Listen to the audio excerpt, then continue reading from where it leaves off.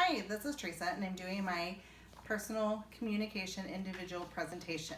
Here's my audience.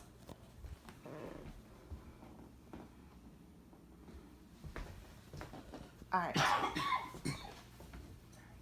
Most of my favorite childhood memories center on the ocean.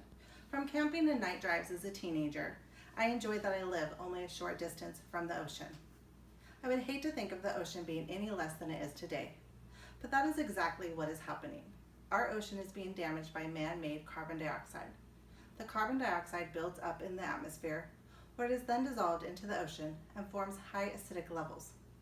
These high levels are harmful to many areas of the ocean. And the coral reefs, for example, this acid interferes with the ability of coral organisms to make their calcium carbonate shells that form the coral reefs. Once these shells stop forming, the reefs will crumble. As shown in this diagram here, over the last 27 years, the coral reefs have gone down by just over 50%. And then in this one here, it shows that just over these 4 years, from 2004 to 2007, that the decline of the coral reefs has been just over 12%. Other reasons for coral decay are overfishing, coastal developments, and pollution. Global warming is also a factor.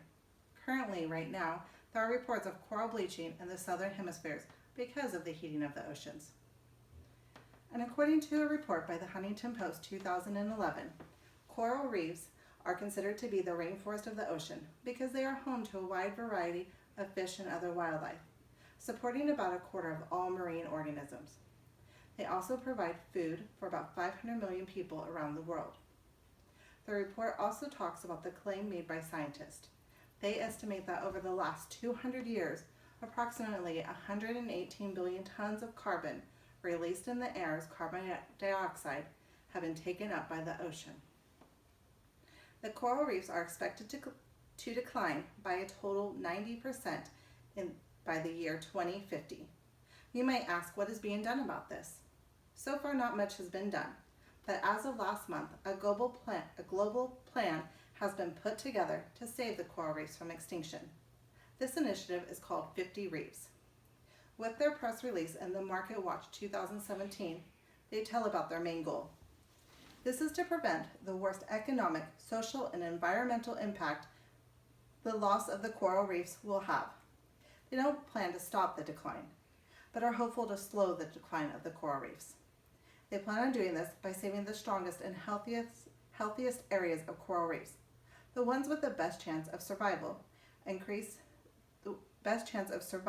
increased climate change, and that these strong coral reefs will rebuild and expand as the global temperatures stabilize.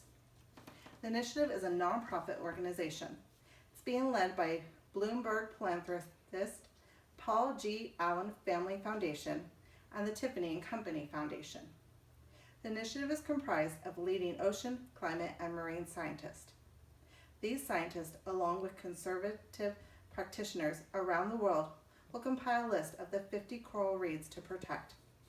The final list with the corresponding initiatives is expected to be revealed later this year. They will strive to raise awareness and the increased severity of climate change. According to a press release by the 50 Reefs, the impact of climate change can be marked by mass coral bleaching events, which occur when reefs are under stress from rising sea temperatures. The latest global mass coral bleaching event is responsible for the worst coral die-off ever recorded. Scientists predict that within 30 years, the planet could face a complete collapse of the coral reef ecosystem, including the loss of thousands of species of fish and other important organisms. Loss of coral reefs pose a threat to the ecosystem as well as to the livelihoods connected to the ocean.